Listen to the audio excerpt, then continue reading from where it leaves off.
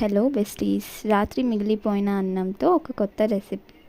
So మిగిలిపోయిన అన్నంలో ఒక చిటికెడు సోడా పొడి, పచ్చిమిర్చి, ఆనియన్, కొత్తిమీర, అలాగే జీలకర్ర, సో తగినంత శనగపిండి, అలాగే 1 కప్ బియ్యం పిండి, సో తగినంత పెరుగు కూడా యాడ్ చేసి, సో రుచికి తగినంత ఉప్పు వేసి వడల పిండిలాగా ఒత్తుకోవాలి.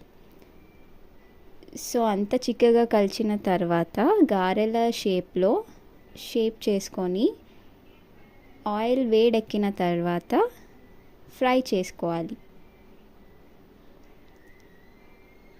సో గారెలు గోల్డెన్ బ్రౌన్ అయ్యాక పక్కకి తీసుకుంటే మన రెసిపీ రెడీ.